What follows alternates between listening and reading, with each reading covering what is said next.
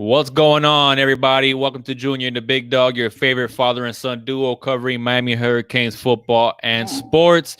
It is that time of the week, ladies and gentlemen. Every Thursday, 7 p.m. Eastern Time, me and the Big Dog come to give you the best content you could find anywhere on Miami Hurricanes football. What's up, Big Dog? What do you say, everybody? Good evening. Good evening. 863 Kane, Big Nasty. Got some. Let's see who else I got here. For some reason or other, my computer is not. Anthony. We got Anthony. I don't know, man. I feel like it's gonna be a slow Thursday because it's the bye week, So Joseph Holmes, Jason Arnold. Thank you guys for joining us. As always, spending your Thursday night with us. What's up, Brandon? Always appreciated. Guillermo Dale, Brandon. Now Guillermo Dale, I almost feel like I should pronounce that Guillermo Dale. Dale. Endo Gaines, what's going on? What's going on, Dante? Endo Gaines, what do you say? All Kane's family in the house. What's up, boys? Oh, Big Nasty threw us a que vola, city. I didn't see it. OG. I see you see me before. Mr. HD, David. Mr. HD says the content I'm always here for. Thank you, man. I like 150. I don't know, Brandon, about 150, man. I think that's a little high, man, because it's a little bit of a slow week, man. I mean, it's a bye week. Did you see by the way, Big Dog? I don't know if you saw it. We haven't really talked about it. And I don't know if the chat saw it, but did you see I think Manny Navarro was out there. Somebody else was out there at the Marlin Stadium. Yeah, I saw that. I saw there's not much space past that end zone. Did you see that, man? And not just you got I mean, I'm guessing they're gonna have it covered because you got the dugout there. That last thing you want is a fade route turning into something bad happening. God forbid. That's somebody stupid. falling. Those are things that they have to think about in advance. You can't have that much little space in between the end zone and the and something that could hurt a player. You just can't do it.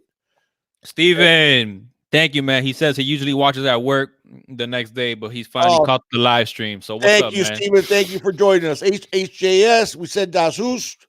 Brett Varner, Thomas Miles. What do you say, Thomas? Dan Kane, Eric Kane, Baytu Perry. We talked about Steven, Birmingham Kane, Utah Kane. Everybody wants to know about Justin Flowe. Hey, Guillermo, man, how about them Heat? What do you say, Jay? I want to say, Jay and the U family Blaze. Thank you, Jay, for joining us, partner. What's up, Jay?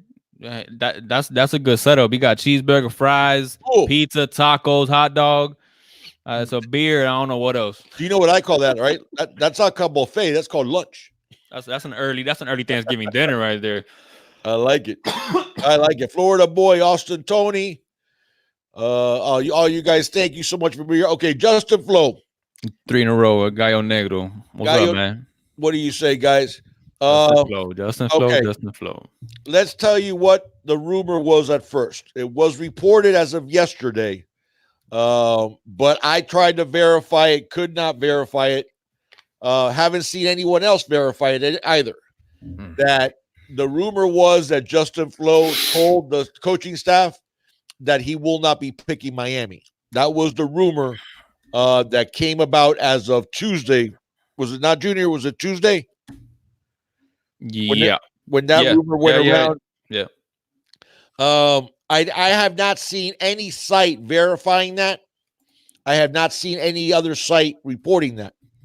So take it for what it's worth. I'm not a believer in it. I don't believe in the rumor, not because of just wishful thinking, because he could very well end up not going to us.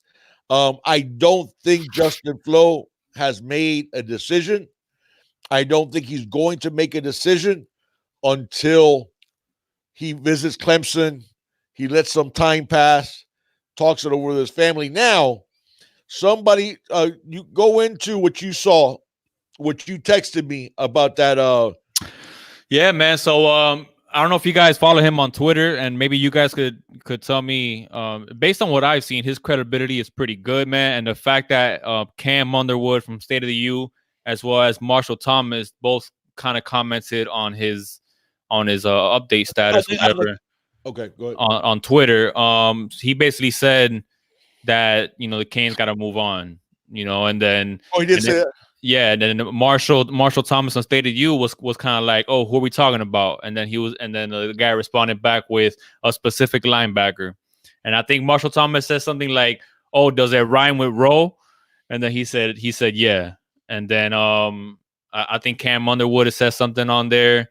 Neither one of them are necessarily confirming, but but the fact that I have seen him post other things in the past, man, and he seems to be a little credible. I don't know exactly where he's getting that information from, but I have reached out to sources, and none of the sources that I've reached out to verified it.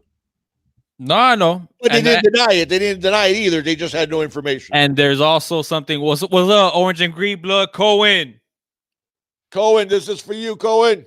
I hope you feel better, buddy. What's going on, man? Orange and green, let us know how he's feeling. Yeah, he's doing better. I'll tell you what, Guillermo, man. I was thinking Clemson and Miami, but if you guys go to Justin Flowe's page, and this is one of those things like where you might read a little too much into the tea leaves. Show him the picture, though. Huh? You got the picture up on your phone? No, I don't think so. But just go to but you're not gonna be able to see it well on. Just go to Justin Flowe's Twitter, and his Twitter header is a guy falling with hearts going towards like a tide, and the guy has an Alabama hat on. So it's like, how much do you really want to read into that? Is up to you. I don't know. That could be taken various ways. It could be taken that he's falling in love with Bama, or it could be taken that I don't know, since Bama lost, they lost to LSU. Maybe Bama down, right? Alabama's like, I think I was talking with who was it I was talking with, and then he was trying to say like, oh, I'm not liking this, and I was kind of like, hey man, look, maybe it's a weird looking picture. I don't know if you guys can see it well there. Yeah, so you see there, leave it there, big dog. So you see there, he's like falling and hearts going to like, it looks like a crimson tide kind of, and that guy has a little Alabama hat on. Yeah. So, I mean, it is what it is, man. You guys could look into it. I mean, it's one of those things where everybody's kind of just trying to track Justin Flowe's every move. Rightfully so, man. He's the best linebacker in the country for a reason. So obviously But on the flip side, Marshall Thomas tweeted out that Mr. Don Chaney said something along the lines of his recruitment is shut down, and they're going to make everybody pay for what for any shade they've thrown Miami's way. Yeah, that was an old one though. Right. But that's why Chaney has never. People were concerned about Chaney, and I was never on that. I told Marshall, I said, that, like, if he was tweeting it out, because like those are famous last words. I said, I'll bet you a I know nothing tweet that the loser has to do an I know nothing, that Chaney is going to sign with Miami come December, and that he will be reporting early and get ready to roll. No, hey, I'm with you. HGS Games, man. There's no diva in Don Chaney. It would have been nice, but if he doesn't want to be here, deuces, homie. Hey, look, man. Hey, at the end of the day, it is what it is. Yeah. One I do feel pretty confident about, big dog, is Jalen Harrell from based on the things that we've been hearing. The visit went great. The crystal ball is 100% Miami. Yep. And he's a talented, I mean, me and the big dog are both in agreement. We want him to be a corner. I want to be a corner. Everybody has him as a safety, and he has himself as a safety. So yeah. Dante says Oregon is where I don't know, Dante, man. I think it's between Clemson. You think Bama's in it now because of that? Honestly, big dog, I'm not. I don't want to header on the tweet, because I don't know what it means, man. Like, I don't know if it could be like one of those troll things that so I can't say with 100% certainty. Oh, that means something cryptic that's good for Bama, or right. I'm not, so whatever. Well, Bama didn't make his top 4, and they didn't, but neither did USC, and USC still has a crystal ball. I got it, but here's the thing, though. Here's why I'm saying that, because when Justin Flowe talked to the media on Monday, recapping his visit, he said all wonderful things. The visit could not have gone any better. And then he said, of course, that's why Miami was in my top 4. I'm serious about Miami. That's what he said on Monday. Mm-hmm. Okay. And that's actual quotes. from Justin Flowe. Not secondhand. That's actual quotes from Justin Flowe. Yeah. Now, not only did he say that, Bama wasn't in his top 4 because his top 4 was us, Georgia, Clemson, and Oregon. Mm-hmm. Okay. Mm-hmm.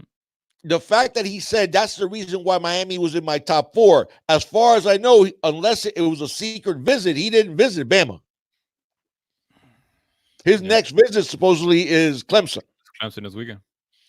So let's see. Listen, guys. He still has to visit Georgia and Oregon. Yeah, there's plenty of time left, and there's nothing. I don't think anything's been decided. Even if that message is accurate, I don't think anything's been decided. And I'll tell you what, also, man. I'm with you, OG. OG put up OG's comment there about not wanting divas. I'm with you, OG. That's exactly right. I'm done with all the diva patrol. And let me tell you something. And Joseph Holmes was asking about Hippolyte.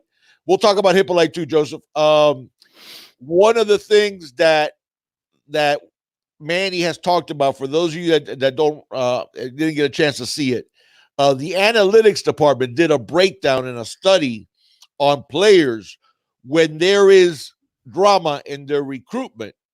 Those players tend to underperform greatly as a group. Mm-hmm. Okay, so those guys that commit and then decommit and then change their mind and then we call it doing a Chris Bogle. So of course I just picked that name. No shade to I just made that haters. I just made that name up. Yeah, I just made that name up. But that whole drama, that stuff, the guys end up underperforming because and I'll tell you why. It's because their focus is on attention and not on football. And when it goes to that, Slim P, man, that's what I see with Francois. To be honest with you, man. I mean, he already decommitted twice, man. Honestly, like I don't even want to revisit that boat. I mean, you decommit from us twice. Like, hey, come on, man. He's a baller, and I would have liked adding him to the squad. No doubt. But I mean, 12 interceptions in 2018 speaks for itself. Yeah. But no, I'm good. No, he's no. We're not. Hey, he's a baller, no doubt. But I mean, listen, fool me once, shame on you. Fool me twice, shame on me. Well, he already fooled us twice, so you want to go for a third time around? Yeah. No, Jay. We weren't talking about Justin Flowe not being a diva. No, Justin Flowe is definitely not a diva. My point on the Justin Flowe was, if indeed he told the coaching staff that he wasn't coming, that doesn't necessarily mean his recruitment is over. But I agree with you, Jay. Justin Flowe has not shown any signs of being a diva at all. Joseph, talking about Hippolyte, since we're on the linebackers, I know you're not too warm on it. He is committed to Maryland, and it doesn't seem that he's wavered much. But I will say this in the timeline. We offered Hippolyte back in April, I believe. Right. Since April, not including the camp that we had in June, because he attended the camp in June. And I understand he's a local guy. So, the unofficial visits don't mean as much for a local kid as they do to somebody that's going to be out of state, obviously, because somebody out of state has to come, pay on their own dollar. So unofficial visits mean more to out-of-state recruits because there's really interest there because the money is coming out of their pockets. You want to see unofficial visits, you want to see official visits. With that being said, Hippolyte unofficially visited the Hurricanes on 4 different occasions since April. He went to the camp in June, so that's 5 visits, and he was at the Louisville game, so which was technically the official visit, I believe. So that's 6 times that Hippolyte has, basically visited the Canes, man. So I don't know. The fact and to Big Dog's point of why he doesn't feel fuzzy about it, and then looking back, I'm kind of like, okay, I can see why you're probably not fuzzy about it, is because even with all of those unofficial visits and the camp and the official visit, you would think you would hear more. I don't know, like more of a push or at least a chance for the Canes, man. And we're not seeing that. We're not seeing any crystal balls in Miami's favor. You know how they put whether the school is warmer, cold. I mean, throughout this whole process, we haven't seen that much, interest from Hippolyte's side. We haven't seen that mutual interest and that traction being gained as much as you would think would be gained for somebody that unofficially visits that many times, man. I think he's a player, heck of an athlete. He would be a huge get, man, but I don't know. He hasn't been wavering from that Maryland commit, so. All right. I mean, that's basically the thing on Hippolyte. Do I think he eventually ends up in Maryland? No, I don't, especially with the season they're having. Thomas says that Hippolyte didn't officially visit yet, so I know he was at the games. Well, and I think he has said he's taking an official to Miami. I thought the Saturday one was an official. Oh, was it an official on Saturday? Okay. Thomas is saying it wasn't, so maybe it wasn't. Okay.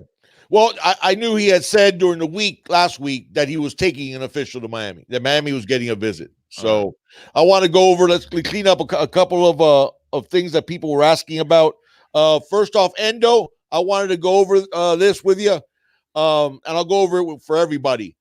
Guys, remember, here's the way the NCAA rules work when it comes to recruiting.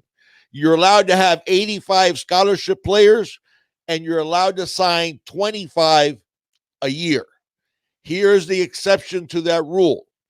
If you have early enrollees, guys that come on board in January, and you had not reached that 25 limit in the previous year, you can count those early enrollees as last year signees. So in reality, since we only signed 18 last year, we can actually go all the way up to 32 this year as long as we have 7 early enrollees, which I believe that we'll have. I don't think we'll sign 32. I'm thinking 28 is probably going to be the number, maybe 29 if somebody big falls. So that I hope that explains it for you guys. Anthony was asking about Jason Marshall, Corey Collier, and James Williams. Those are all 2021 guys. From what I'm hearing, with Jason Marshall, I think we've been the leader all along, and nothing has changed there. For Corey Collier, remember, he was leaning towards FSU, and he was at that game in Tally when we put it on him. On their side. So I'm feeling better. I'm feeling better about our chances with Corey Collier. And James Williams. Who knows, man? Man, who knows? James Williams is weird because he throws up the U all the time. All the time, man. Say it at the U, but then he decommitted. After saying he would never decommit, then he said, I'm going to wear number 26 in honor of Sean Taylor. And then he decommits 2 weeks later or whatever it was. I can't read him. I can't. Now, mind you, he's a 2021 kid, so who knows? Who knows? What ends up happening. But he's weird because I follow him on Twitter, man, and it's like he retweets DJ or he retweets this. He does, and it's just like, and then you have the extra little ing. Yeah, me too, Rick, man. What position is he going to end up playing? I'm so confused with him though. Oh yeah, because if he has the dude's up to 6'5" already. He's like Darnell Washington to a certain extent, where he started off like the kid sneezes and he grows half an inch. Yeah. So he might not even be done growing. So he might not even be a safety. He might be like 6'6", 260. He might end up being a monster linebacker or out of the world defensive end. Who knows? Yeah. Who knows? And being that he's a 21, you know what it is, Anthony? I'm trying not to use up mental energy on James Williams, because the fact is, since he's a 2021 kid, we might see 6 different times that there's something that changes with him. So I'm just going to let it be. Avante Williams, David Shopford, a couple of guys have asked about. David, the thing with Avante is everybody and their mothers expected him not to stay true to the Oregon commitment. Everybody. There was people that we had traction with Avante for a period of time that he was going to flip to us. Then there was a school of thought that said we don't have traction with Avante after we lost to Florida, that Florida and Georgia are the ones that had the traction, and that Avante would flip to an SEC school. Guess what? Here we are. Avante still hasn't flipped. Yeah. Before you keep on going, Big Dog, we got a donation from Utah Kane, $5, man. Thank you so much, Utah. We really do appreciate it, man. What's up, Stunner Boy Kane? Taz, no, I'm not going to the game, Taz, against FIU. Yeah. Endo Games keeps on saying that according to Andrew with 247, the staff told them they're actually signing 25 in the class and the rest will be transfers. Oh, is according to Andrew Ivins? The thing is, Endo, I don't believe that's the case, though. Here's why I'll tell you I don't believe that's the case. I don't think as of right now the staff has any idea how many they're going to sign, because there's still a lot of domino pieces that are left to fall before they know. The fact that they have it in their back pocket that they could go above the 25, I don't think they actually have an idea of how many they're going to take. Type of thing. So that's why I said that. It might end up being my number. The number that I believe it'll be is 28. So will be nice. Yeah, I think it's going to be 28. I still think, like I said, there's some dominoes to fall. Now, mind you, we can always process somebody out. A lot of people believe that Antonio Smith is basically done. But we'll see. I mean, and that's a guy that bled orange and green too. So, and I think that's a guy who could play on the interior, but we'll see what happens with him. But that's basically where I think we're going to be, is somewhere around that 28 number. The other one people were asking about is Darnell Washington. Again, same problem as James Williams. First off, I love the tight end that we're getting. I love Dominic Mammarelli. That's one of my favorite guys in this class.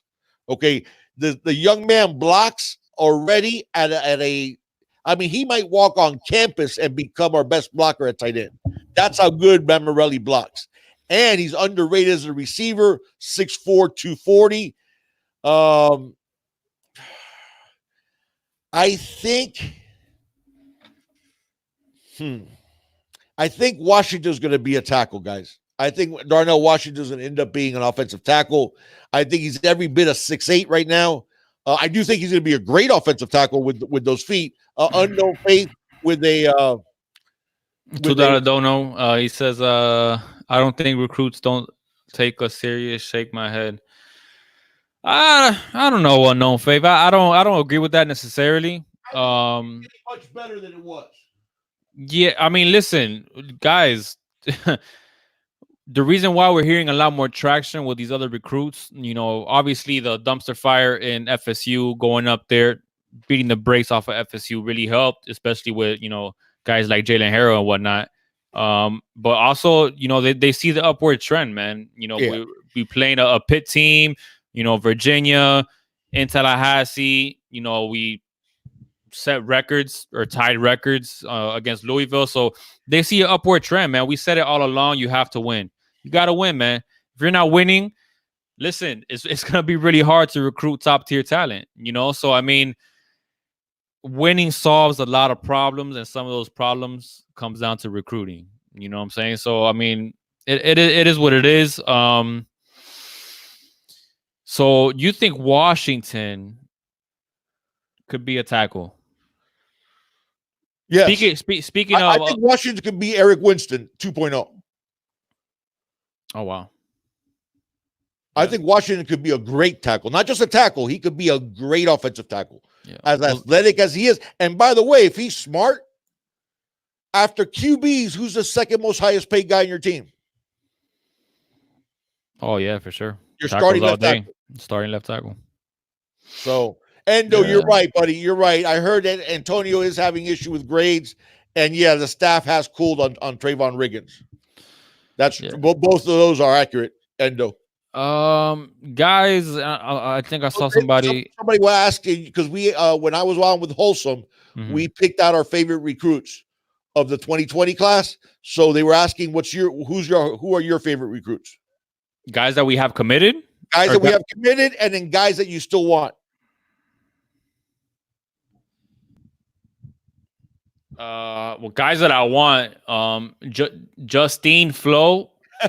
Justin Flowe. Justin Flowe. Flowe. I know you want Justin Flowe, but also I mentioned on the show with Wholesome that how much you like Ladarius Tennyson. Oh man, yeah, but we have no shot at Tennyson. That's your dude. I think he's Auburn all day long. He is such a dog, man. For his size, I just love the way he plays football. I just love the way he. Man, I really want Tennyson. Guys that Brett, we have, man. I just want to address this real quick, Brett. We got a bunch of guys that are enrolling early. That's a good thing. We have a bunch. You remember 2018 that we had all those guys that came in January? Yeah. Where 2019 we only had 3. We have more guys coming in January than we did in 2018. Yeah. Yeah, we have a bunch coming in early.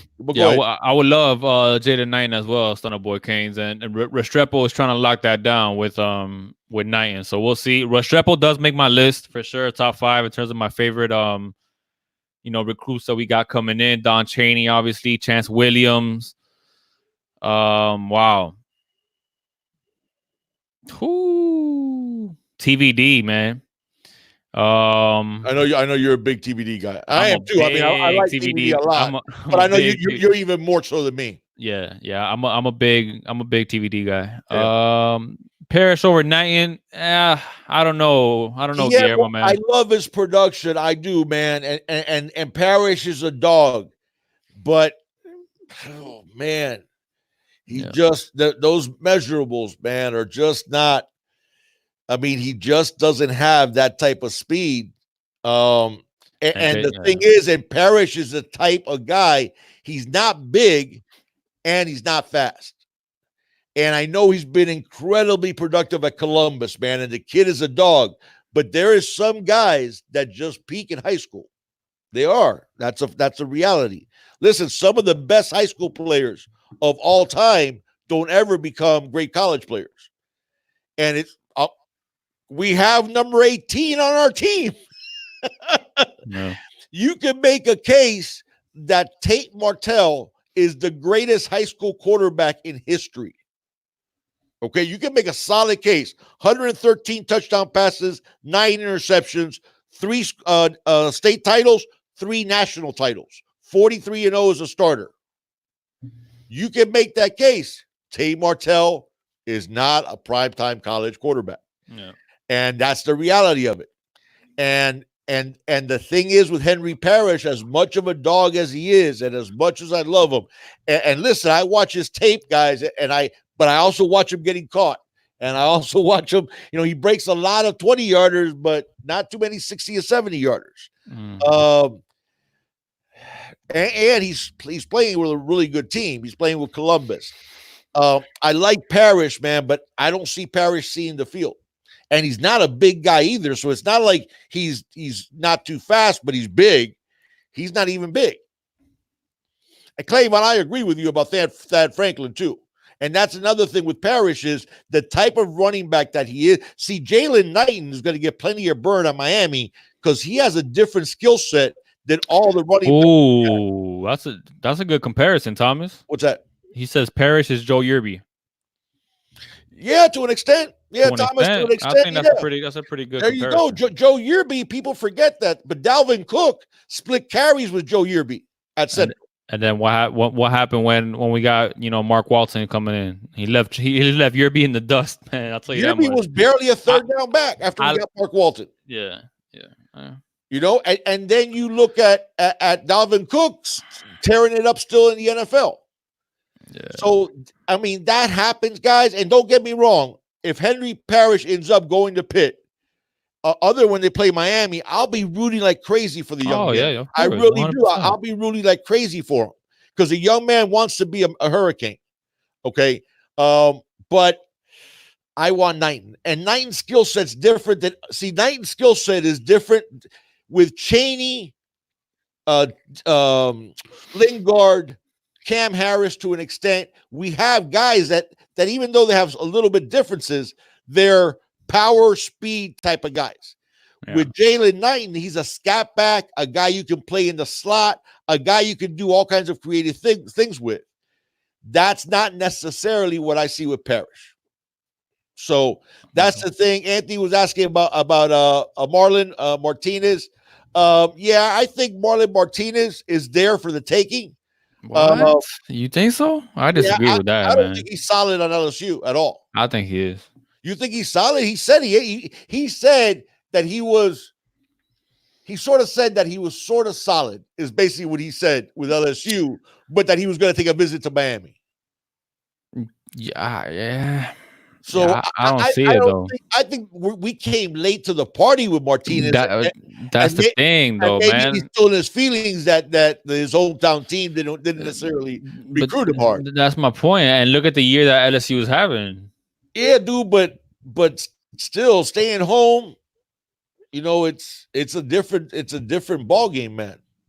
That would be nice. He might stick to LSU. Would you consider that to Brett Varner's question here? Do you see any surprises in recruiting? Do you see that as being a surprise? Maybe Martinez. I wouldn't call Martinez a surprise, and it's not like I say we could bank on Martinez either, but I do think he's a legitimate flip candidate for sure.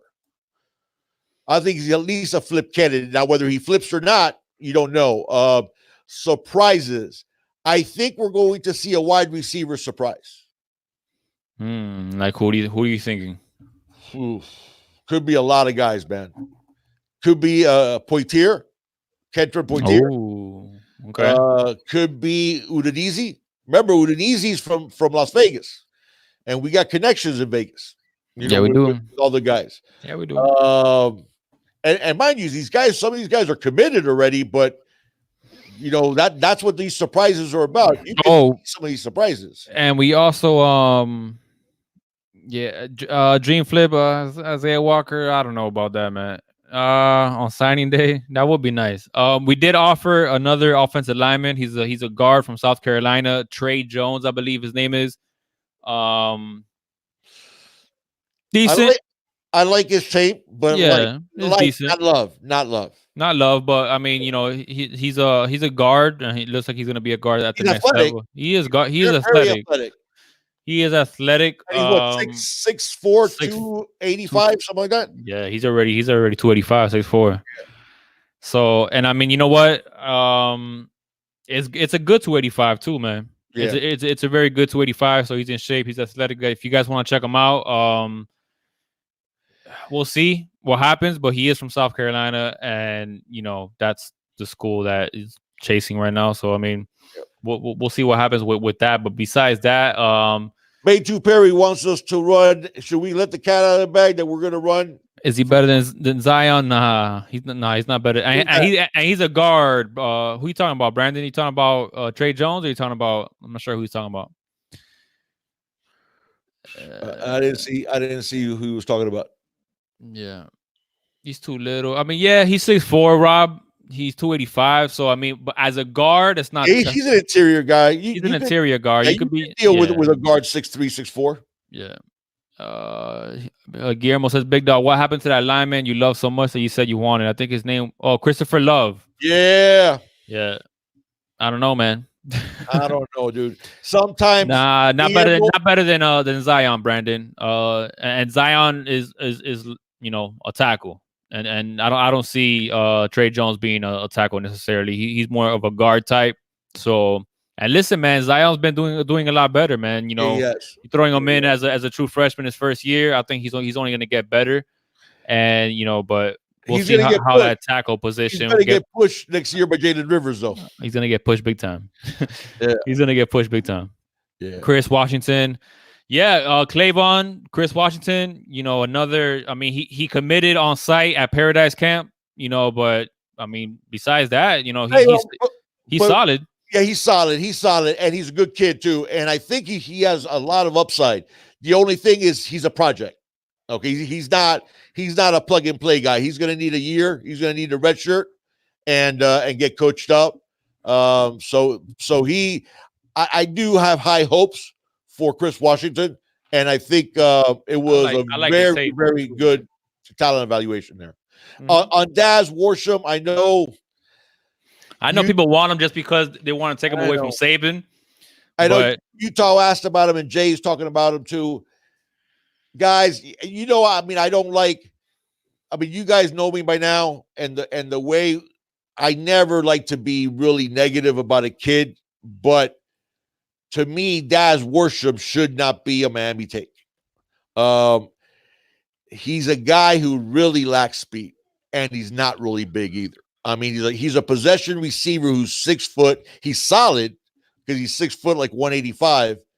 But with the speed that we have in South Florida at wide receiver, we shouldn't be recruiting 4.8 guys at wide receiver. And I know if, Bama, he was a Bama commit, then he decommitted because he really fell in love with Miami. And now I know Bama wants him back in the class, and Miami still is actually 247 reported that contact with Worsham has actually picked up recently. So Miami still wants him, but to me, Worsham shouldn't be a take. That could have something to do with the Hightower departure. Yeah, Thomas, he did have a hip injury. He had a hip injury as a high schooler. That's a concern, man. That's a concern, Oh yeah, Guillermo, 100%, man. Redding and listen, that's Redding, a guy I like a lot. I love Redding, but Jeremiah. I'm sorry, dude. I was just gonna say the thing is, guys, I want a fourth receiver in this class for it to be a tall outside the numbers guy, because we need more height in the wide receiver room. So Daz Worsham doesn't solve that. We got Jeremiah, D. Wiggins, big dog. I mean, D. Wiggins is the only guy 6'3" left in our wide receiver room, and Redding is 6'1". Yeah. Fleming is 5'10", 5'11", and Restrepo's 5'10". It'd be nice to get like a 6'5". I want a Kentron Poitier. Yeah, is what 6'4". Is that how he says the Portier? No, Portier. Actually, I think knows the family, and he says, because Sidney Poitier spells it the same way, but he says that the way they pronounce it is Poitier. Okay, Poitier it is.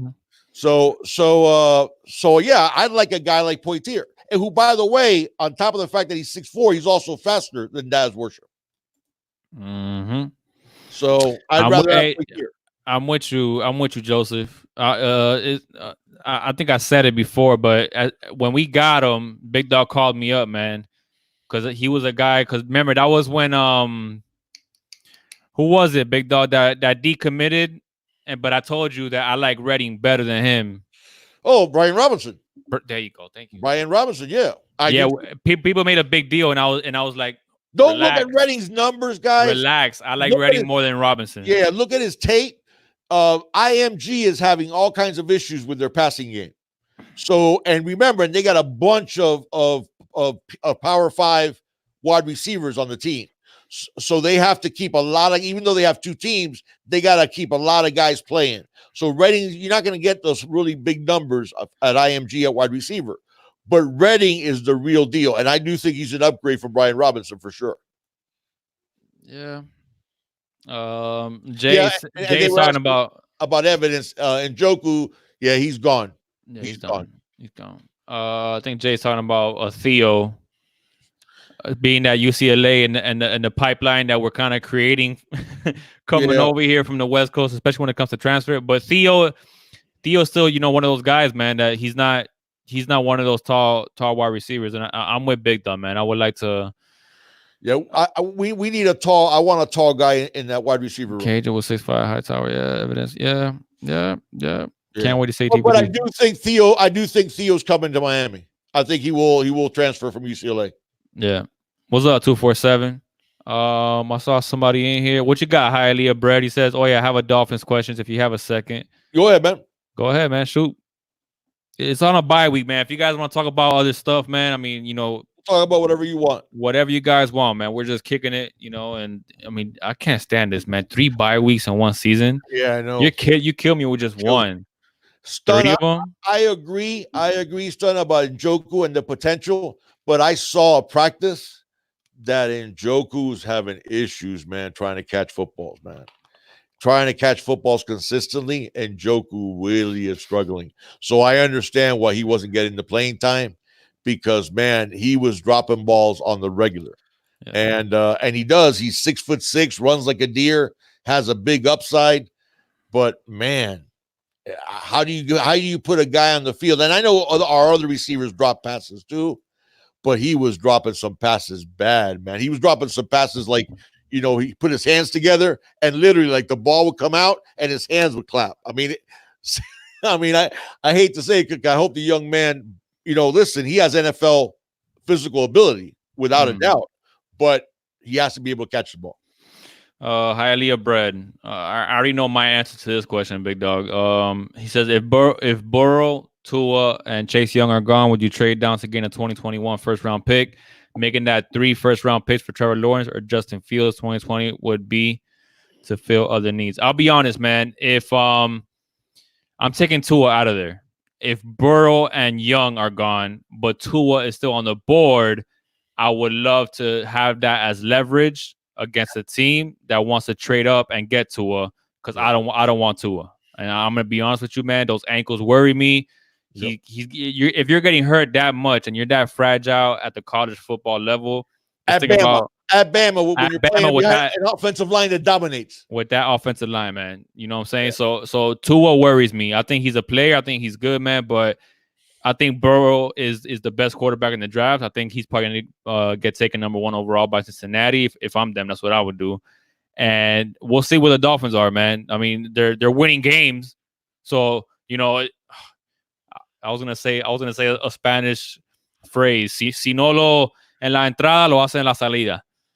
The Dolphins. So it's like they're not even good at tanking sometimes. But whatever, it is what it is, man. If Chase Young is gone and Burrow is gone and the Dolphins are on the clock and Tua is still out there, I'm taking phone calls, man. And I'm trading down 100%. So give me picks. Yeah, give me picks for sure. Wholesome in the house. What do you say, Primo? What's up, Wholesome? Let's see, Stunna. Stunna. Tua does have some. I mean, you just touch him, you like blink at him, and he goes down. He got some Steph Curry ankles. Yeah, early on, Steph Curry. I mean, he apparently got over it after, but now how about those Warriors, man? Ooh, it's different when you don't have all those all-stars on that team. You ain't kidding. What was I gonna say? Anthony says, Big Dog and Junior, in your guys' opinion, from your perspective, when it comes to high school recruiting, was the most promising pipeline around the country? Say Florida, Texas, Cali, Georgia. Yeah. If you want to go local, I'd say obviously South Florida, Tri-County area. Yeah. And if you want to get more precise than that, Miami, Northwestern, couple of schools down from South Dade. Like to get a pipeline going with American Heritage and St. Thomas. But, those have been hit or miss. But those, I think, are the best pipelines in the country with no doubt. Dolphins need Jesus Christ at every position. That's the thing, 247. Everybody's talking about the QB. We need help in a lot of places. So the more picks we get, the better. Yeah. And Cager did have his issue with drops too. But he's catching everything in Georgia, apparently. Yeah, he is. And they actually called him the best 50-50 receiver in the country. You ain't kidding, man. The other day on the telecast. And there you go. They called him that for real? They called him that. Oh, that's my shade. No, the best. They call him the best 50-50 wide receiver. Oh, I thought you said he was a 50-50 wide receiver. Oh, no, the best 50-50. The best at catching 50-50 balls. Oh, 50-50 balls. Oh. Yeah. I thought you meant like he's a 50, like a 50-50, like he'll drop half or he'll catch half. Well, that was sort of the way he was with us for a time. Yeah, it was, man. But got Wholesome, man. It says, do y'all think Enos continues to thrive through the bowl game, or does the bye week come at a bad time and could stop our momentum? Yeah. I don't think so, man. You know why I don't think so, Wholesome? Because I think this offensive line is really coming together, man. Yeah, that's true. You know what I'm saying? And I think that's just, when your offensive line is coming together, what happens? You can run the football, and running the football takes your offense to another level, man. Then, you're working off that play action. Jaron is really coming into his own, especially using his feet. He's not. The only sack that was given up against Louisville was on Jaron. So you went from, giving up only 2 sacks to Pitt. You only give up 2 sacks to FSU.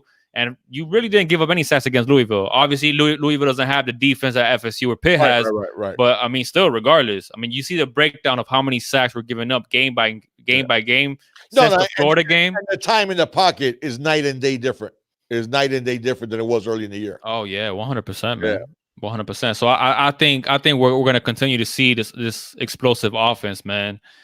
And a lot of credit to that goes to the offensive line, man. You know, when you get I think Eno said it best. He said it that it's not so much of the play call, it's the execution of the play call. You know, you could call a great play, but if the play is not being executed properly, then it looks like a bad play call, you know. But I think we're finally starting to see the offensive line, you know, coming together, executing, and our offense finally starting to get a glimpse of what we all hoped for, you know, before the season even started, man. I think we're finally starting to see that. So I think we carry this momentum going, man. We go to FIU, you know, finish it off at Duke, go to a bowl game. And listen, man, if we win out, that's gonna do nothing but help us out in terms of recruiting as well. So absolutely, I'm excited. Absolutely. Brett was saying that he likes Corey Flagg. And you're right. If he was taller, he'd be a much higher rated recruit. I love the way that kid plays. That kid plays like his hair is on fire. And tough and hits hard. So yeah, I'd like to see a little bit more variety in our running game, Wholesome. I would. Yeah. Anthony was asking about, you know, in terms of you guys in the chat, who do you guys think is our best pipeline in terms of talent? Because what I said is I like the obviously the Tri-County area, and specifically in terms of schools, Miami Northwestern. Listen, we got a bunch of 2021 guys coming in from Miami Northwestern, and some really talented guys with Romelu Brinson and with we're actually after Cameron Kitchens still. We have the Khalil Brantley, the tight end. We got a pipeline there with. I think 2021 could be a special class, man. Yeah, I do too. We got a lot of talent in 2021. Yeah. I think Corey Flagg will be a dog too, man. Yeah, but Joseph said, that's a legitimate worry. There is a lack of speed there from Corey. That's why I think maybe Tyreek Austin Cave translates to the college game. I think Corey Flagg's a really good program guy because he's the type of guy that will be a leader by example from day one, Joseph. So I think he's a program guy, but I do have my concerns about his speed. Tyreek Austin Cave, guys, for you guys don't know, he was running the 55 meter in track. So that gives you an idea how fast Tyreek Austin Cave is at about 210 at the time. So he can play. That's a good point, Wholesome, man. He says he used to love St. Thomas too, but their players are truly hit or miss at the next level. It is. It seems like it. It is. And and American Heritage, listen, has talent. They've had talent, but it's hit or miss with us. You know, they go all over the place. So who knows? Yeah, we do open with Alabama in 2021. Was St. Thomas Aquinas. He went to Deerfield so he could be an early enrollee. He's one of those guys coming in January. Perryman wasn't big or fast. That's true, David. That's a good point. Perryman wasn't either big or fast. You're right. And he was a baller. Yeah. D Burnett says Flagg on film. I wouldn't say, D, that he has plenty of game speed. I just think he plays with so much intensity, right, and plays so hard that kid, it seems like he has more speed because he's just going all out on every play. Yeah, but I think what he's trying to say, at least I'm not trying to put words in your mouth, but Corey Flagg has an eye for the ball, man, and he looks like he's a cerebral, you know. He's smart. He's a smart kid, and he's a hustle kid. And you gotta like it. I mean, you gotta love it, man. The motor that he plays with, forget about it. All a team isn't made up of all, NFL products. You need guys that are leaders by example, that are guys that are gonna, give you 100% every practice. That can be the guy who can get in somebody's face and say, "No, man, you're not putting out," type of thing. So there's a lot of those type of guys. And I mean, I should say not a lot. There should be a lot of those type of guys in our class, and in this class, I think there is a lot because Corey Flagg, Restrepo, I think are both like that. I think Tyreek Austin Cave is like that. Trying to think who else would I put at that level. I think Darren Branch is like that. Chance Williams, I think, is like that. Elijah Roberts is like that. Willie Moyes is like that. At football, I'll tell you what, Headley has surpassed my expectations. I had high expectations for Headley. I loved Headley as soon as I found out he was coming here. Punting was a big issue for us in the past few years. He has exceeded my expectations, man. He's been even better than I thought he was going to be, man. So I love it. I love it. You know, when you got a guy that could... Listen, Headley has a long NFL career ahead of him. That tells you how good Headley has done. Yeah. I think the fact that, you know, when you got a guy that you know could flip the field, for sure, I mean, forget about it. Is there a better punter in the country than putting balls down inside the 20? I don't know, man. He's up there. He's up there. His punts are exactly the way he has that Australian thing, because Australians, they play Australian rules football, and they're the ones that hold the football in all different positions, and they got all these trick kicks where they can make it bounce and then go straight up in the air, or bounce and bounce back, bounce and bounce sideways. Mm-hmm. They do all these funky stuff, and Headley is perfecting that. So, Dan Kane, is Jarren Williams NFL quality like Burrow and Lawrence? 120%, man. Absolutely. 120%. Absolutely. Jarren's going to have a long, barring injury, a long and successful NFL career. Yeah. Guys that have that type of anticipation and elite level accuracy are few and far between, and Jarren could be a franchise QB at the NFL level. Yeah, absolutely. So 247, you're convinced that Flowe's going to Bama, huh? You're reading into that you think that Twitter header? Yeah, it could be 247. Mm-hmm. It could be. Stranger things have happened for sure. Yeah, can't wait to get Jennings back at linebacker. 100%, man. They're gonna be ready for spring. Jennings is a thumper. I know he doesn't have great speed, but he's a thumper. Now, what I really want is I want us to keep Jennings happy so we get his little brother, because his little brother is a baller. I mean, nothing against the big brother, nothing against Brett Bradley, but Brandon is next level. I'll tell you right now, I know everybody loves Terrence Lewis, and I do too, for 2021 at linebacker. But the younger Jennings is right there with him. I can tell you, I love that guy's tape. Yeah. We said that about Kaya. I never said this. I never said that about Kaya. I thought Kaya was good, but he was good at college level. He was good, but Kaya had horrible feet and horrible pocket presence. He was an accurate passer, but no. If Kaya had Williams's, I'll tell you what, if Kaya had Williams' athleticism, then Bryce Kaya would be a legit NFL quarterback. But I knew, even when they were talking about Kaya being a first-round draft pick, people forget that going into his junior year, which was his last year at Miami, Mel Kiper had him number 1 on the QB board going into the season. He did for like a week, though. Exactly. I'm going, what's Mel been smoking lately? Is he doing that medical grade marijuana? Because it's literally, I was like, no, Kaya's not. Now, mind you, obviously we root for a UM guy, but with those, I mean, that's the same problem that Dwayne Haskins is having. Dwayne Haskins, he's going to have to improve the quickness with which he sets up his feet. If not, it's going to be hard to be able to do it in the NFL. Yeah, Brett, I'm concerned about that shoulder too. Let's see. I mean, it's hopefully it's something. If it's something that he can play through, then it's a sprain and not a tear. And then he won't make it any worse by playing. But if we do see, I think if we do see that shoulder is bothering him, we have to have a quicker hook and get Nkosi in the game. Yeah. Yeah, that's a good point, Wholesome, man. I never understood the RPO with Kaya. Yeah. No, well, the RPO was one thing, but how about the read options? The read option, sorry, not the RPO. He was even doing read options with Kaya. I'm like, that's what I mean. The read option, like Yeah, but the RPO, you want a mobile quarterback.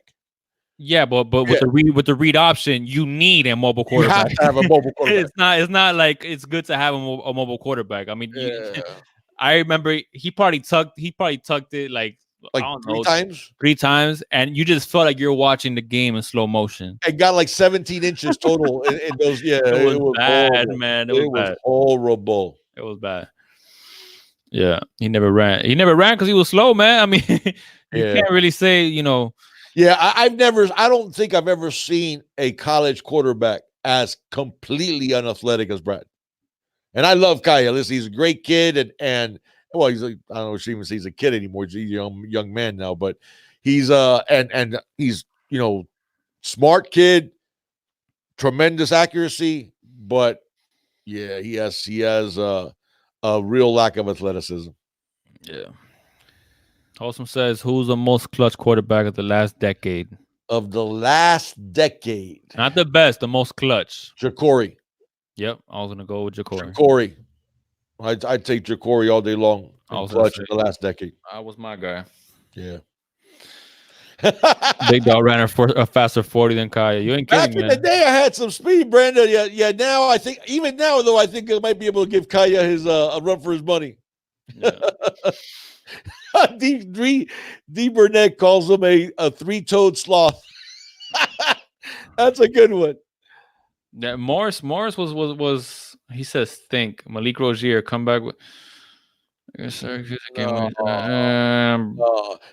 I'm not gonna go with Malik because the reason he had to come back was about how poorly he played. Yeah, that's what I'm saying. Like if you got a quarterback that puts you in a bad position, that he brings you out of that bad position. I mean, I don't consider that the comeback. Yeah, no.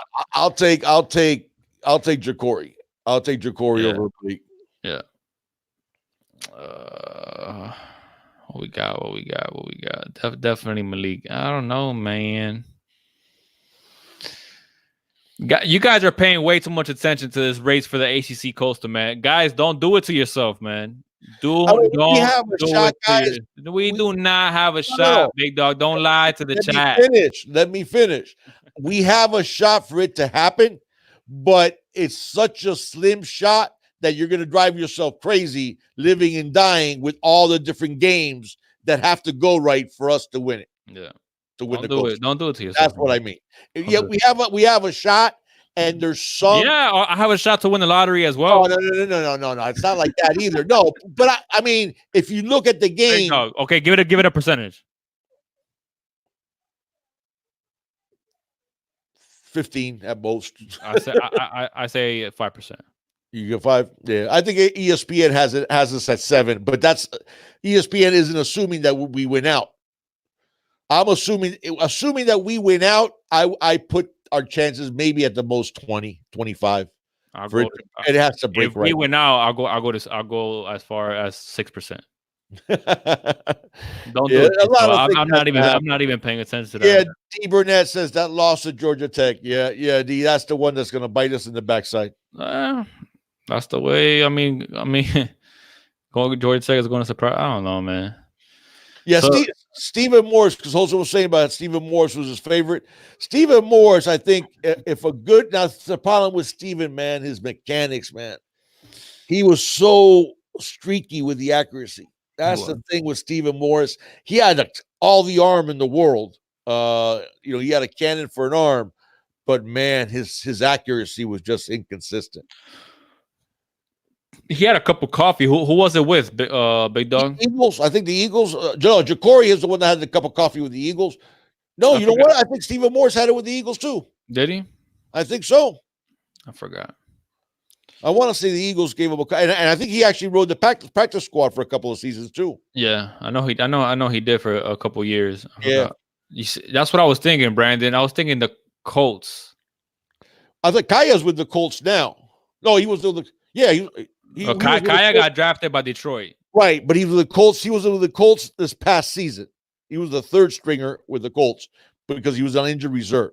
Yeah. Olsen says he was in for 6 seasons. Wow, I didn't know he was in that long. 6 seasons he lasted. Yeah, he just never got a chance to really play. Yeah, But yeah, Stephen Morris, he had talent. It's just a matter of the consistency. Oh my God, Robert Marv, yeah, God, that takes me back. Wow. That takes me back. That's a dude that was a Johnny Manziel before Johnny Manziel. So, whoa, what do you mean? Not Johnny Manziel? You going Manziel? No, I don't mean in talent. No. Oh, okay. I'm sorry. No, I don't mean in talent because Marv had some talent, but Marv didn't have that type of talent. No, I mean in terms of being trouble. Trouble seemed to follow Robert Marv wherever he went. You know? Yeah. Miami versus Tennessee, if they get 6 wins. Because we do need to win the Coastal to have a shot at the Orange Bowl, right? Yeah. That's the only way we get the Orange Bowl. Yeah. What do we have to, assuming Clemson's one of the top 4, it'll be the best ACC, no? But then Wake Forest. No, the ACC champion gets an automatic bid. You know, but I'm saying if Clemson, oh yeah. So we would need to beat Clemson. We would need to make it to the ACC championship, beat Clemson, and that's the only way we will be able to face like wait a second. a dream matchup. I think if we're the ACC champion, do we go to the Sugar Bowl if we were the ACC champion? No, I think it's the Orange Bowl. Is it the Orange Bowl? Yeah, I'm almost positive it's the Orange Bowl. Okay, so somebody can fact check it for us. But yeah, for us to go to a New Year's Six Bowl, we got to win the ACC, period. Oh, yeah. If not, we don't go to a New Year's Six Bowl. Yeah. Trey Jones. What's up, Chuck Mo Beer? Yeah, Jay, I watched this film. Both of us watched this film this week. I like Trey Jones. I do. I think he's athletic. I'd like to see him finish his blocks more consistently. Shows a good amount of power for an athletic kid at the point of attack. Yeah, I mean, I think he's underrated. So the fact that we offered him, I think as an interior lineman, I probably like Marlon Martinez a little bit more. I definitely like him much better than Alex Akavage, the Florida State guy that is contacting with Miami. I definitely like Jones better than Akavage. And out of the other interior guys that are out there, we could do a lot worse than Jones. So I do like Jones.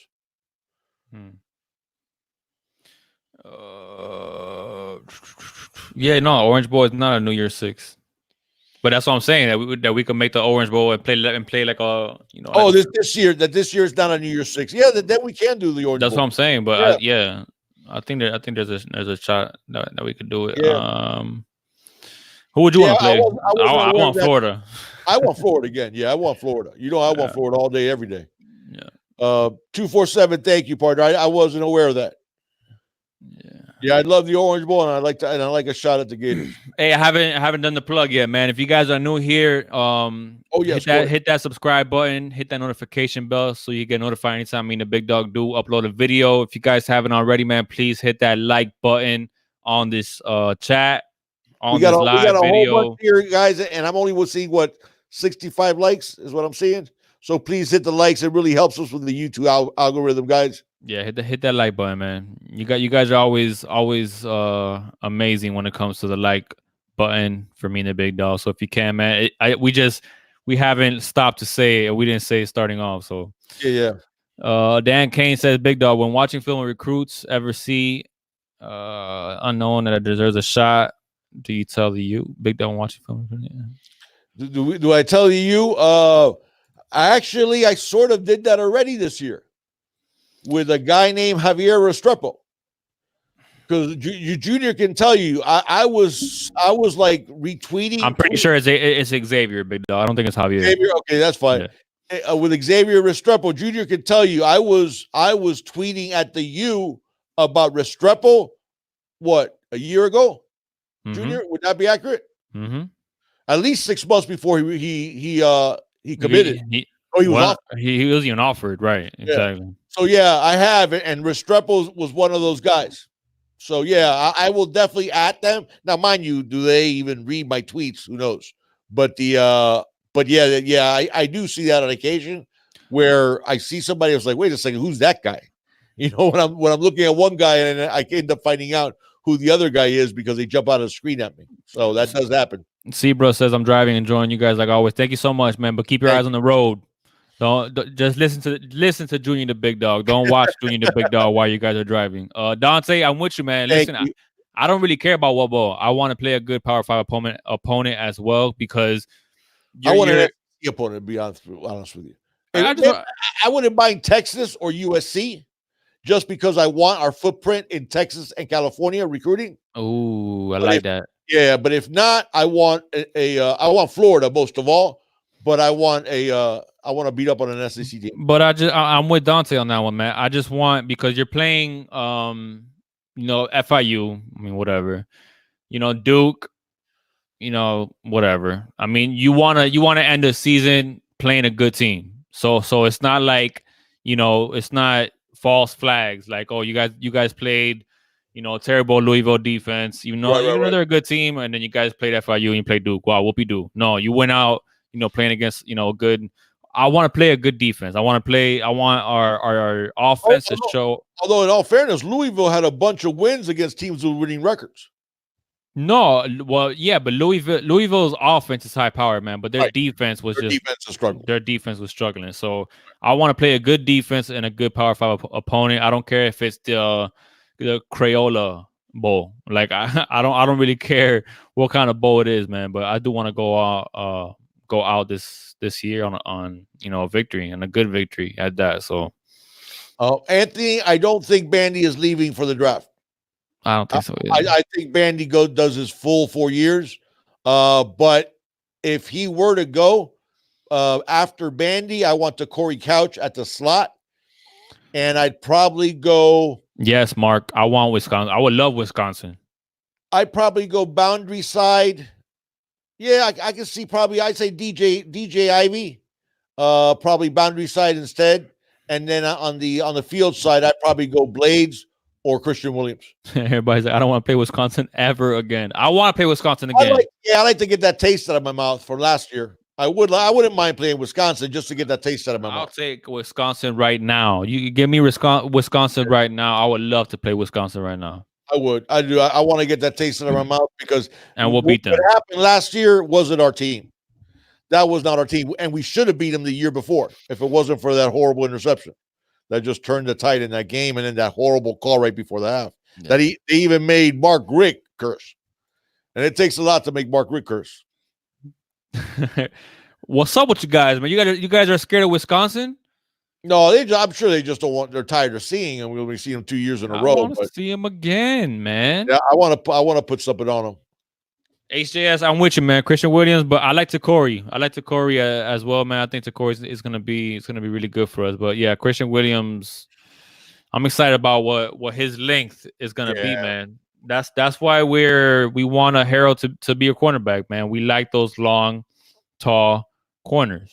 Christian Williams is going to push for playing time at the corner next season. 100%, man. Next season, absolutely, he's going to push for playing time. Screw Wisconsin. They would beat us. You guys are scared of Wisconsin. I'm not scared of Wisconsin. Yeah, I'm not scared of Wisconsin. Chad's scared of Wisconsin. Takori needs to eat literally food. Yeah, I mean, he does, but he's been. I think he's up to 165, Aiden. So yeah, he needs to be up to like 175, 180. Yeah, I want to see him at 175, 180. And you know what? Feely's doing a good job. He'll be up to 175, 180 by next year. Yeah. Ooh, Anthony, Big Dog, in your opinion, what's the Canes' best corners and safeties combination in history? In Canes' history, ooh. Put Dante's comment up there. I like that. He was a taste of dominance in their mouth. He liked to play Wisconsin, Michigan, Penn State, Notre Dame, USC, Baylor, Iowa. Hurricane Logan with the donation. Thank you, Logan. What's good, Logan, man? It's love from the man himself. Keep this whole staff. Next year is going to be real. I'm with you, man. Wow. I'm with you. Overall. Thank you, buddy. That's so tough. Jesus Christ, that's tough. I mean, the 2001 secondary was the best. I mean when you got Sean Taylor and Antrell Rolle coming off the bench, that's ridiculous. That's ridiculous. That's the greatest. That's the greatest team of all time. It's a slant. That's not even close. That's not. There's not even a conversation. That 01 team was ridiculous. Yeah, I'd have to say the 01. I mean, you have Philip Buchanan at the corner. People forget how good James Lewis was. Obviously, you had the greatest safety in history of football and Ed Reed. Man, yeah, that team still had Antrell Rolle. Still had obviously Sean Taylor coming off. So I mean that now if you're asking for cornerback combination, yeah, I mean Rumph and Buchanan were pretty damn good. And safeties is a little bit more difficult. It's a little bit more difficult because I mean you even have to throw any safety combination that had Benny Blades in it back in the 80s. Man, that's a good question. That's a good question. I have to really sit down and think about that one in terms of the best cornerback and safety combination. So, man, you know what? I haven't seen. That's my fault, but whatever. It is what it is. Dante says to Corey, he's up to 175. I mean, I heard that before about Corey, but then when I saw him, I saw some little guns. I saw the thumbnail. Yeah, but when I saw him, he looked about $165. He didn't look $175. Maybe 170 the most, I would say. Maybe. Yeah, but yeah, I'd like to see him 175, 180. Yeah. People forget, Mike. You're right. People forget about how good Philip Buchanan was. I know he didn't have as long of an NFL career as some of our other guys, but Buchanan was a baller and a tremendous return man too. Yeah. Thomas Miles, he says Harrell hips need to improve to stick at I don't know, man. I think Jalen Harrell has the hips to play corner. I do. He says he's similar to Frierson.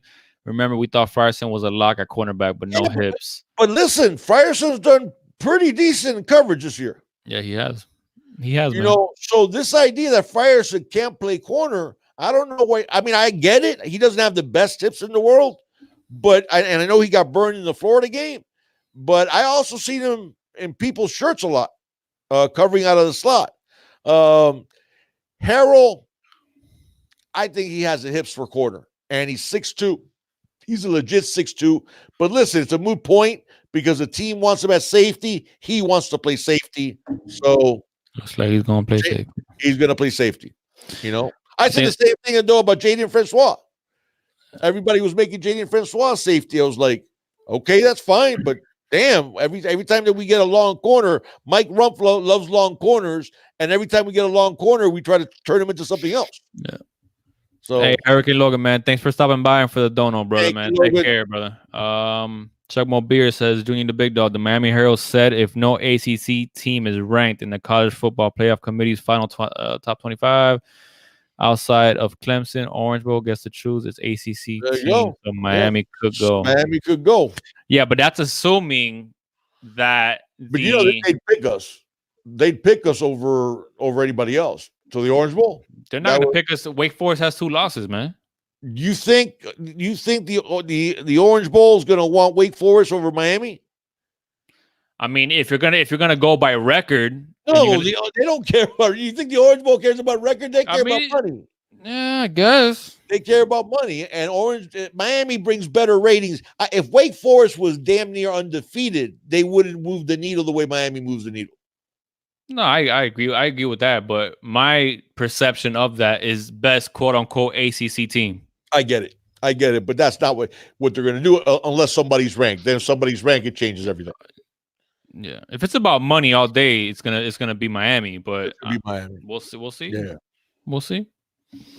Yeah, they're trying to make money. Absolutely, that's all they care about. Yeah, I hope so. I hope they only care about making money. Well, the bowl games is one of the reasons why there's not a 16-team playoff in the FBS, which there should be. There is at every other level. In fact, at the other levels, they have a 24-team playoff. Mm-hmm.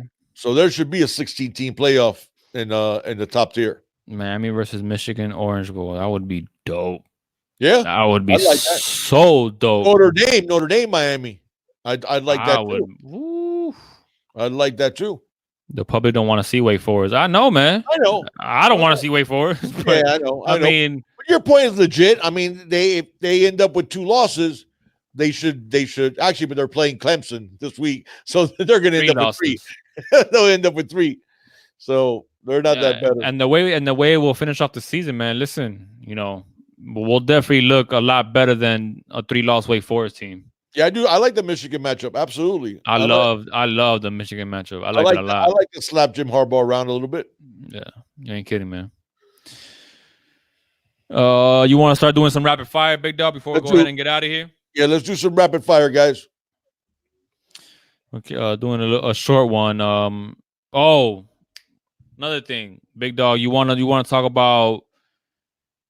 I think we are gonna end up going to Patreon, guys, to do our breakdowns. When it comes to recruits, guys that commit, we're still gonna bring you guys the recruiting breakdowns because we use Huddle, and Huddle has never given us a hard time when we use their footage of high school recruits.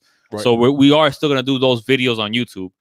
But me and the big dog really miss breaking down footage, breaking down games. I miss doing video breakdowns of previews of upcoming games and reviews of previous games. We really missed it. Yeah, a lot, man. We missed it a lot. And guys, I don't like the idea. I get it that you guys are going to have to subscribe because I get that's the way Patreon works, I guess. And we'll try to make it be the cheapest for you that we possibly can, so you can subscribe. And then that way we can put our videos up there. Cause I'm like tired of YouTube and dealing with their BS when it comes to fair use. So we're going to do that. We're going to go ahead and put our game breakdowns, video breakdowns, and our game previews, and any other else type of film that are of actual college games. We're going to start doing that on Patreon, and please follow us there and join Patreon and subscribe to us. So that way we can give you guys the same type of content. But then when it comes to the actual, like Junior was saying, to our recruit breakdowns and stuff like that, anytime that we can use Huddle for the film, we'll still do that on YouTube for free for you guys. Mm-hmm. And then the other ones are the ones that we're going to do on Patreon. Yeah. So obviously the live chats aren't going to change, guys, and we'll obviously let you guys know, and we'll put the links, to the Patreon, to the video in our live chats, and all that good stuff, so you guys will know. That's a good idea. But yeah, guys, we're gonna go ahead and take it over to Patreon, man, because. Yeah. Anthony, if you want, go ahead and repeat it here. So we'll do some rapid fire here before we go out. Yeah, I think Café Bustelo or Pilon. Bustelo. I'm a Bustelo man all the way long. Bustelo all day. I actually get that in Ohio. Somebody was asking me the weather here in Ohio. Guys, yesterday morning it was 9 degrees when I took my little guy to school. 9. Today it was better. It was in the 30s. So, but we got that winter storm we're starting to feel the effects, big dog. Look. Yeah, I know. Thank you very much. You like that? Thank you for reminding me. You like that? Yeah, I like that. I like that. I actually do get Bustelo in Ohio though. So nice. We do Café Bustelo. I like Bustelo. Pilon. Eddie the King says Pilon. That's why I had to leave Ohio. Dijon McDonald said, "Big dog." Yeah, the JUCO corner segment. You're talking about Brian George. When I see the schools that are in the running for George, I think he's Miami all day long. Because I think the ones he's considering is like Pitt. Do me a favor, Junior. I can actually look at it. I think it's Pitt. What are you talking about? Brian George, the other schools that he was asking about the JUCO corner, he's asking about Brian George. The other schools that are warm with Brian George. Because when I saw it, I said to myself, I think we lead for him because And that's a guy I really like. You got a lot of schools that are warm, big dog. You got Texas A&M, you got Arkansas, Auburn, Kentucky, and Miami. Okay. That's the thing. Chugmo Beer, thank you so much for the donation. Chugmo Beer coming in hot, man. Thank you so much. Every single week, man. You always, Kings for life. Thank you, Chugmo Beer. Thank you, man. Appreciate that, man. But that's the thing with Brian George. I think my feeling is he could be very, very good. I think that is truly a quality cornerback. I think that's a guy that could end up being all ACC level type of corner. And he has it all. He has the speed, he has the size. So I like Brian George quite a bit, and I think he ends up in this class. I do. You went Wholesome did a 4.5 hour show, big dog? Pretty much. Are you serious? I'm not kidding. Oh my God. We didn't even realize it. We were like, and we were gonna sign off after like 2 hours. And then we looked again. It's like, oh man, we're gonna end up going 3 hours. And then we were talking. It was like over 3 hours, and it was like, Jesus Christ, that's crazy. And then we ended up talking for like another 45 minutes. That's crazy. Talk more football off air. Yeah, that is awesome, man. Taz says Kaya played the Lions, the Panther, and then the Colts. Yeah, I thought he was with the Colts last. He cruised to another W, baby. That's Curveball says we're still on, because the last thing we said is one more question before we go. That Wholesome and I are still on. Oh, yeah, they watch a good TV series. That's awesome, man. So yeah, man. Let's do Anthony. Yeah, Anthony brings up a point. Yeah, because down where we are in Southwest Ohio, it's not like the lake effect. We don't get that lake effect snow or that cold, that bitter cold. But yeah, 9 degrees. It was 9 degrees yesterday. Pickup trucks, Chevy or Ford? 247 says Ram, baby, Ram. I own a Dodge. It's not even called Dodge anymore. It's a Ram 1500 4x4. That's my pride. I'm going to be buried in that truck.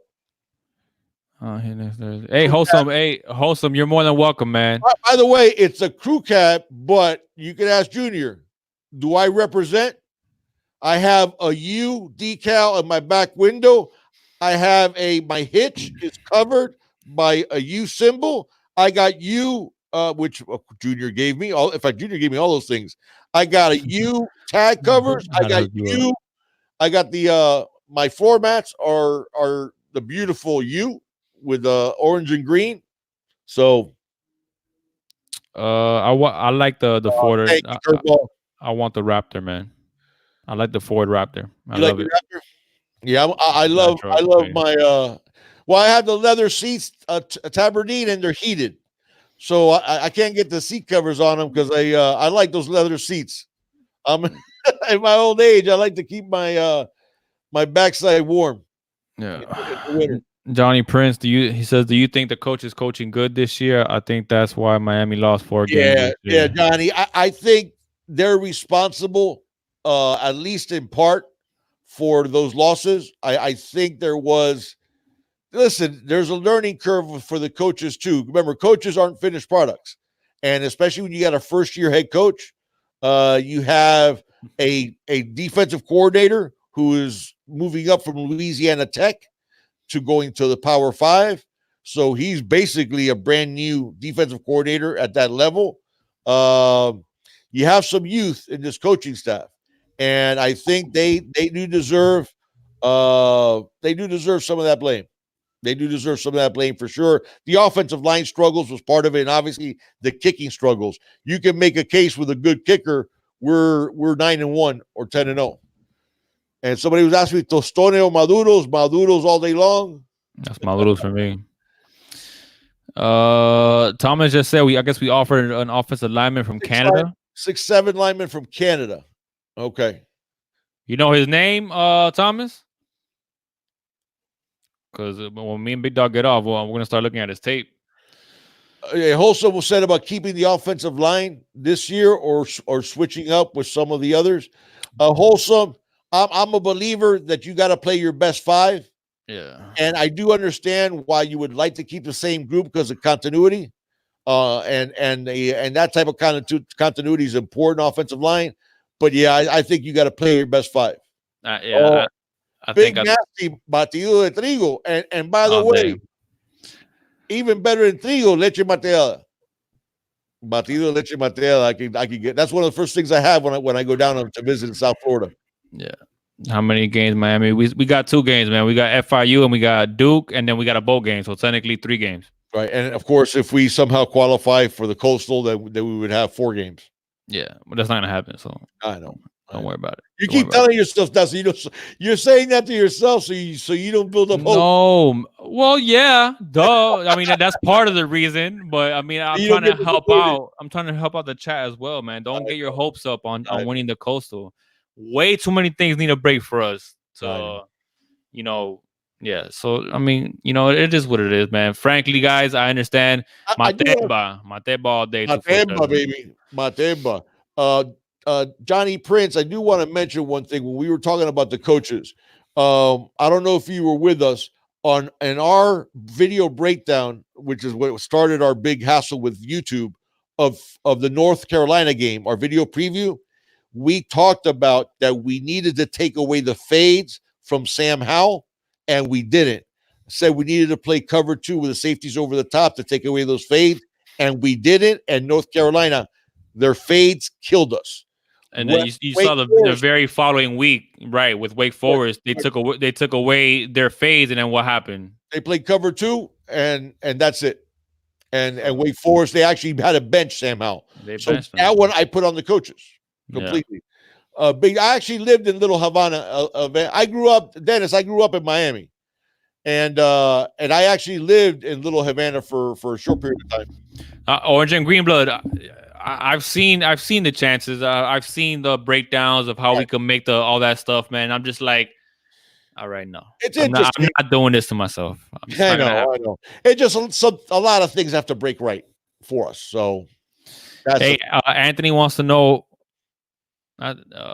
who's the most hated safety corner combo that we have ever played. Oh, I mean, you could make a case. Probably Benny Blades. When Benny Blades played, and he played with a couple of different safeties on the other spot. Benny was a big hitter, a big trash talker, and he was one of those guys that could do both. I mean, he has, in fact, if I'm not mistaken, I think he has the record for interceptions in a season still at Miami, Benny Blades. But he could light you up also, and he wasn't shy telling you that he lit you up either. So I think that he was definitely I think Reed was respected, and I think Taylor was respected. I think Blades was respected and hated. Taylor might have been hated somewhat too, though, with those big hits that he laid people out with. Oh, Ray Armstrong, Wayne Telemack. Oh, you said, was that hated by us, you meant, or hated by other teams? I didn't understand which one he meant. I assumed it was the other teams. Yeah. Okay. Chuck Mobeer has an interesting question, Big Dog, about Blake Baker, man. If Manny needs to continue to help Baker, do you think he's the guy for the job? If I had to grade him, Chuck Mobeer, I'd have to grade him incomplete. Can he grow into? I do think he's bright. I do think he's aggressive in his approach. I like his approach.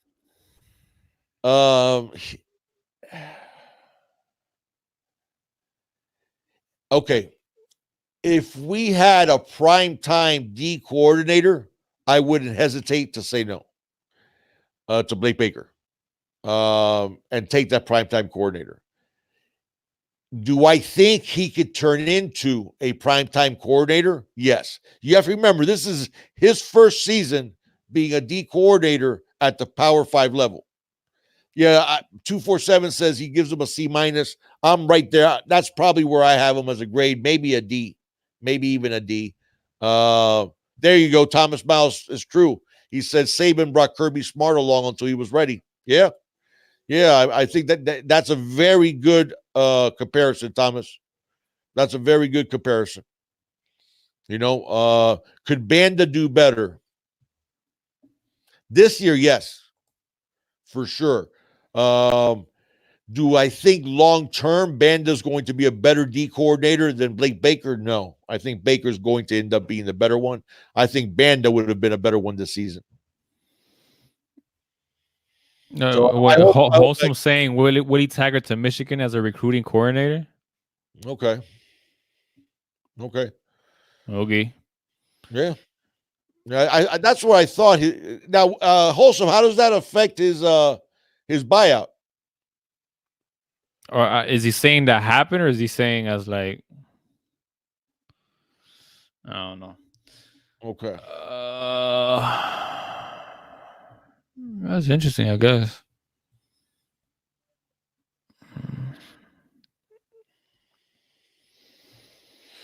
It has multiple stipulations, Dijon. Yeah, I don't know how that affects if Taggart takes another job, depending if it's a what type of job is it. I don't know how that affects his buyout.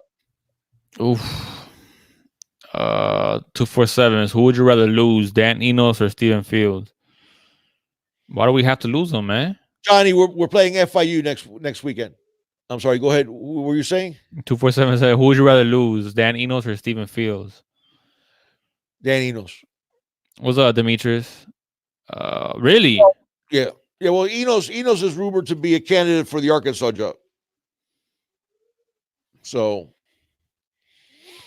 all right. But at this point, replacing an OC it's messed up. Lee Corzo. Steven Fields is our best recruiter. Yeah, Steven Fields is our best recruiter. Yeah. So, but all right, man. Look, we're gonna go ahead and get out of here.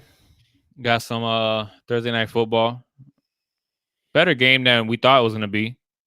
Pittsburgh is a lot better than they're on a roll, which is bad for the Dolphins because that means our draft pick that we got from theirs keeps on getting worse. Things are just going all types of ways for the Dolphins, man. But it's the Dolphins.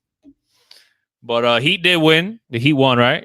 I think I saw it in here playing good. So, and yeah, man. Besides that, it's gonna be. I don't know if you guys have had a chance to watch the Heat play. Man, I'm in love with that team, and I know Junior's even more in love with that team. That team plays so hard. Listen. I'm not going to blind myself. I know we don't have a shot at a title or anything like that. I know we don't even have a chance, really to make it to the NBA Finals. But I tell you what, that Heat team is going to give people problems in the playoffs.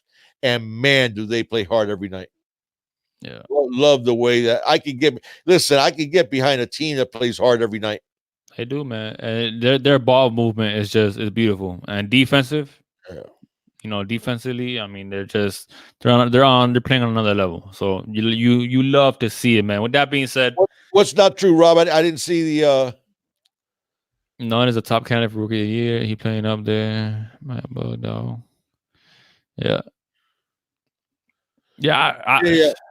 I don't know. Like the funny thing about Spoelstra, man, like. I didn't know what I'm sorry, dude. Rob Robinson was saying that's not true. I don't know what he was talking about. Oh, I don't know. Go ahead. They can. Oh no! Listen, I'm not. The thing is, Rob, they can make a push. Yeah, I agree with you. But if we run into the Sixers with Embiid, with a healthy Embiid and a healthy Ben Simmons and stuff like that, they don't want it. Ben Simmons has hit 1 3-pointer his whole life. Oh, I know. He just he clanks them. No, listen, Rob. Stranger things have happened, man. Stranger things. Have happened. You got Jimmy going against his old team. Jimmy will slap Ben Simmons. I just love the way they play. So however far they get, I'll be rooting them on. But man, the Heat gives you 110% on the offensive end, on the defensive end. I just love watching them play. Yeah. Lakers all day. Let's go Lakers. Now that doesn't surprise me with your name, Lakers all day. I got nothing against the Lakers, man. If I had a second favorite team, it would probably be the Lakers for me. I agree. I loved Kobe and Shaq. When they were together, man. Like, yeah, the Lakers have always been my second favorite team. But you gotta remember when before we got the Heat, I grew up in South Florida. Oh, you were Magic all the way. I was a Magic and Laker fan all the way back, even to this day. if you ask me my favorite athlete of all time, it's between Magic and Marino.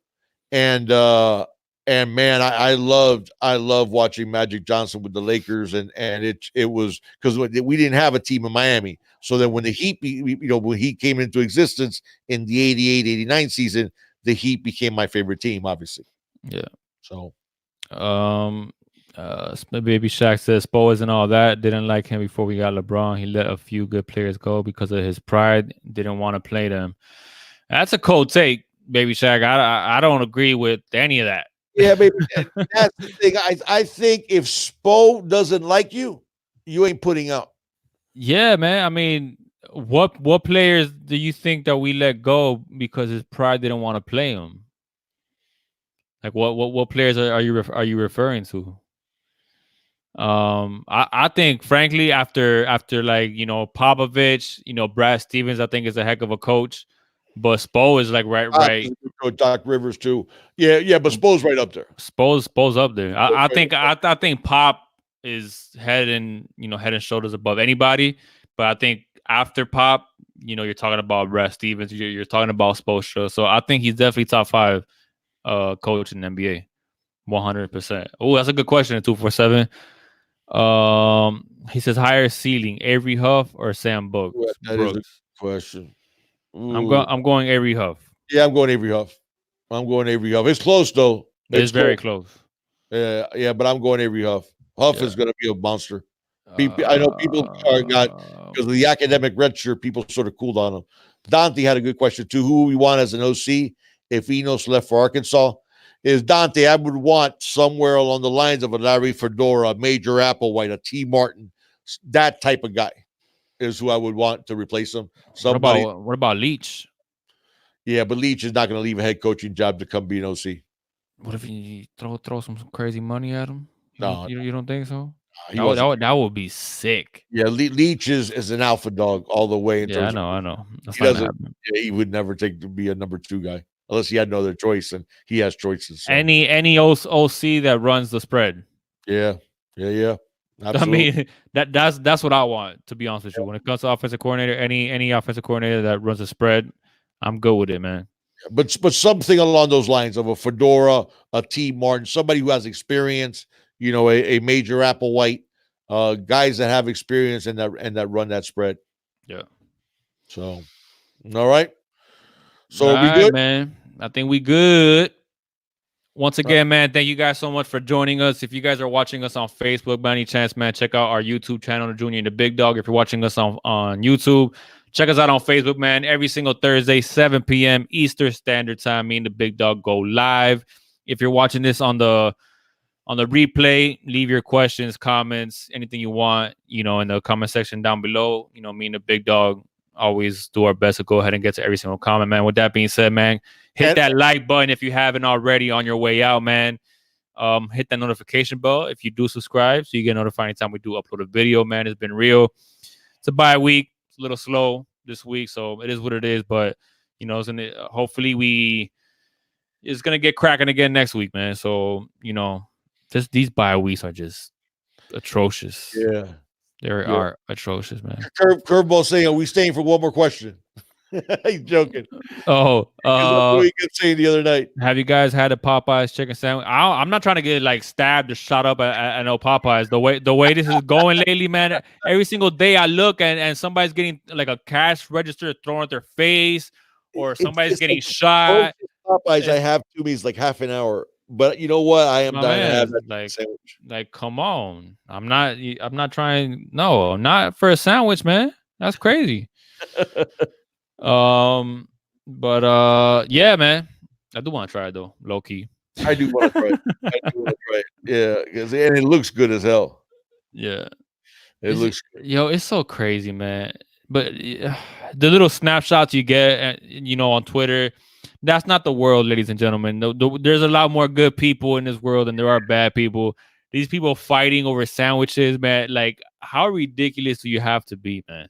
Yeah. It is crazy. Look at what happens on Black Fridays. Yeah, but that's different, big dog. I mean, you offer me a 75-inch for like $200. Yeah, people going crazy. I'm fighting somebody too, though. I'm fighting somebody too for that TV, though. I mean, let's come on. You offer me a Samsung Series 9 or whatever 4K, and it's like $300, and I see somebody in my way. I'm gonna do what I gotta do. All right. Hey guys, you guys need to remember what was that old movie? I think it was with Sinbad. I want to say it was Sinbad and Arnold. About that they were like fighting or going. Was it Arnold? I might be mixing two movies up. Hey, Anthony says there's a Popeyes on Wilmington Pike. Hey, I even know that street. On Wilmington, where at, Anthony? On Wilmington, like by Kettering. I hadn't thought about that because the one I was thinking about was the one all the way on 35 when you like go from 35 to 71.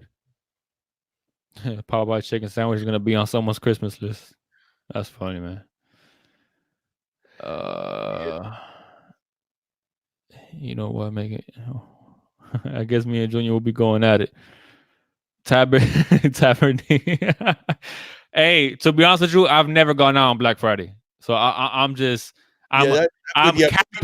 Crazy, I'm capping when it comes to that. Even the women like pushing each other. Oh man, it gets insane. You know what I do? I do that Cyber Monday, I guess is what they call it, where you could get some good. I mean, I'm doing my shopping online, man. And to be honest with you, I'm not gonna be caught in the street on Black Friday. Like I can't deal with. I get claustrophobic around too many people. To be honest with you guys, so there's a Popeyes in that shopping center, the one on Wilmington Pike at Walmart. I'll tell you what, if it's there, I'm gonna hit it up tomorrow. So there we go. Well, you guys. He's 4025 Wilmington Pike. There you go, big dog. Thank you, Anthony. I'm going to hit that up tomorrow. I'm having that chicken sandwich mañana. Just go strapped, whatever you do. Yeah, I'm just kidding. I hide in my bathroom on Black Friday. Yeah, I know it's crazy. All right, man. So we're gonna get out of here. Yeah, Cyber Monday is decent, man. You guys be good, man. If you guys are gonna go to Popeyes and get that chicken sandwich, please be safe, man. Don't get yourselves in any trouble. And yeah, so yeah, man. Hey, with that being said, man, we out of here. As always, it's always all about you. You already know. Thank you guys for joining us, man. Have a good night. Guys. Thank you.